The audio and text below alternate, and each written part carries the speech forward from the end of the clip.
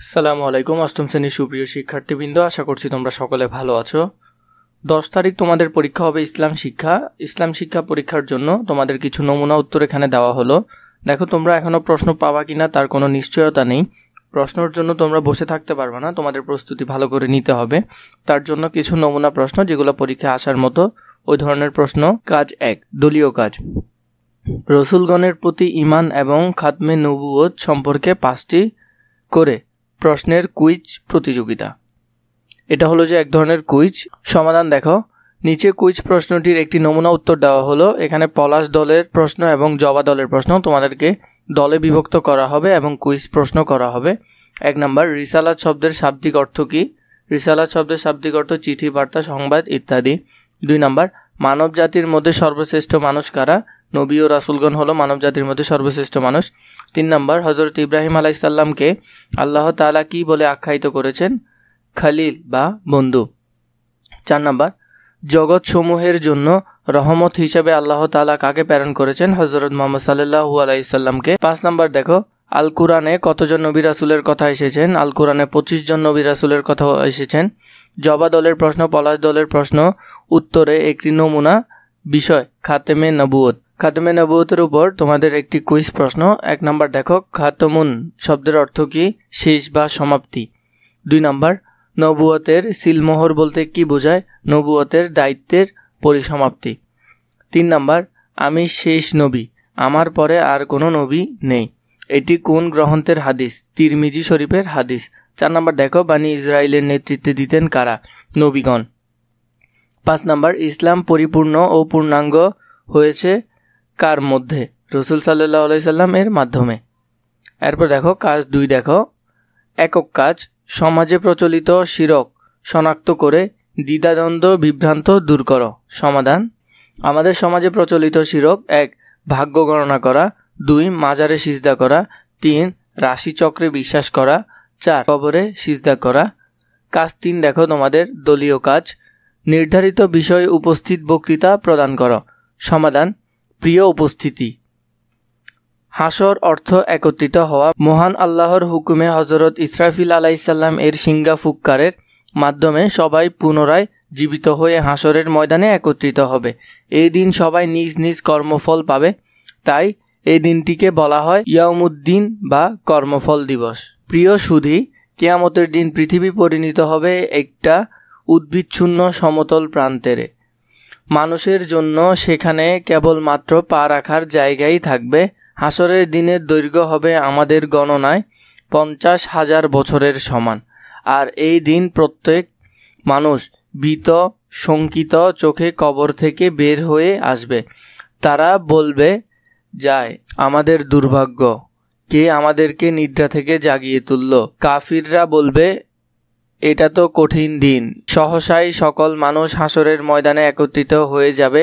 সেই দিন প্রত্যেকে নিজেকে নিয়েই ব্যস্ত থাকবে। এমনকি সেই দিন পিতা মাতা তাদের ও প্রিয় সন্তান কোনো উপকার করতে পারবে না। দয়াময় আল্লাহ যাকে অনুমতি দিবেন ও যার কথা তিনি পছন্দ করবেন, তিনিই ছাড়া কারো সুপারিশ সেদিন কোনো কাজে আসবে না। মানুষ তার ভাই, মা বাবা, স্ত্রী, সন্তান, সন্ততি থেকে পালিয়ে থাকবে। প্রিয় শ্রোতামণ্ডলী, হাসরের ময়দানে মহান আল্লাহ নিজেকে প্রকাশ করবেন। পরম করুণাময়ের সামনে সকল আওয়াজ স্তব্ধ হয়ে যাবে। সবার আমলনামা পেশ করা হবে। অপরাধীরা তাদের আমলনামা দেখে ভীত সন্ত্রস্ত হয়ে যাবে। তারা বলবে, হায় আফসোস, এই কেমন আমলনামা, ছোট বড় কোনো কিছুই বাদ যায়নি। সেদিন মুমিন পুরুষ ও মুমিন নারীদের সামনে ও তাদের ডান পার্শ্বে নূর ছুটতে থাকবে। মুনাফিক পুরুষ ও মুনাফিক নারী মুমিনদেরকে ডেকে বলবে, তোমরা আমাদের জন্য একটু থামো, যাতে আমরা তোমাদের আলো থেকে কিছুটা নিতে পারি। বলা হবে, তোমরা তোমাদের পিছনে ফিরে যাও এবং আলোর সন্ধান করো। অনেক মুখমণ্ডল সেদিন উজ্জ্বল হবে। তাদের আমলনামা ডান হাতে দেওয়া হবে। যে ব্যক্তি তার আমলনামা ডান হাতে পাবে সে বলবে, এই নাও আমার আমলনামা পড়ে দেখো। আমি জানতাম আমাকে আমার হিসেবের সম্মুখীন হতে হবে। পরে তার হিসাব সহজভাবে নেওয়া হবে। মুত্তাকিনদেরকে সেই দিন দলে দলে জান্নাতের দিকে নিয়ে যাওয়া হবে। জান্নাতের রক্ষীরা তাদেরকে বলবে, তোমাদের প্রতি সালাম, তোমরা সুখী হও এবং স্থায়ীভাবে বাস করার জন্য জান্নাতে প্রবেশ করো। প্রিয় বন্ধুগণ, অনেক মুখমণ্ডল সেদিন বিবর্ণ হবে পাপের কালিমা তাদেরকে আচ্ছন্ন করে রাখবে। তারাই কাফির ও পাপচারী। তারা তাদের আমলনামা বাম হাতে পাবে, আর যার আমলনামা বাম হাতে দেওয়া হবে সে বলবে, হায় আফসোস, আমাকে যদি আমার আমলনামা না দেওয়া হতো। দেখো কাজ 4, দেখো একক কাজ, খাতেমে নবুয়তের মূল বক্তব্য শ্রেণীকক্ষে উপস্থাপন করো। সমাধান, নিচে খাতেমের নবুয়ত মূল বক্তব্য পয়েন্ট আকারে তুলে ধরা হলো। প্রথমটা, খাতেমুন অর্থ শেষ বা সমাপ্তি, আর নবুয়ত অর্থ হলো নবীগণের দায়িত্ব। খাতেমের নবুয়তের অর্থ হলো নবুয়তের সমাপ্তি, নবী রাসূলগণের আগমনের ক্রমধারায় সমাপ্তিকেই খাতেমের নবুয়ত বলা হয়। আমাদের প্রিয় নবী হযরত মুহাম্মদ সাল্লাল্লাহু আলাইহি ওয়াসাল্লাম এর আগমনের মাধ্যমে নবুয়তের ধারার সমাপ্তি ঘটে। আল্লাহ বলেন, মুহাম্মদ সাল্লাল্লাহু আলাইহি ওয়াসাল্লাম, মহানবী হযরত মুহাম্মদ সাল্লাল্লাহু আলাইহি সাল্লাম হলেন সর্বশেষ ও সর্বশ্রেষ্ঠ নবী। এই ব্যাপারে তিনি বলেছেন, আমি শেষ নবী, আমার পরে আর কোনো নবী নেই। তিরমিজির হাদিস। হযরত মুহাম্মদ সাল্লাল্লাহু আলাইহি সাল্লাম কে শেষ নবী হিসেবে বিশ্বাস করা ঈমানের অন্যতম অঙ্গ। এতে বিশ্বাস না করলে মানুষ ঈমানদার হতে পারবে না। মহানবী হযরত মুহাম্মদ সাল্লাল্লাহু আলাইহি সাল্লাম কোনো বিশেষ সম্প্রদায় বা বিশেষ সময়ের জন্য প্রেরিত হননি, বরং তিনি কিয়ামত পর্যন্ত সমগ্র বিশ্বের সকল মানুষের নবী। এরপরে হযরত মুহাম্মদ সাল্লাল্লাহু আলাইহি সাল্লাম সর্বশেষ ও সর্বশ্রেষ্ঠ নবী ও রসুল, এটা অকাট্যভাবে প্রমাণিত। কাজ 5, জোড়ায় কাজ, তাকদীরের প্রতি ঈমান বিষয়টির ওপর দুজনের মধ্যকার আলোচনা করো। সমাধান, সাইম, তাকদীর একটি আরবি শব্দ যার অর্থ নির্ধারণ করা, নির্দিষ্ট করা, নিয়তি, ভাগ্য ইত্যাদি।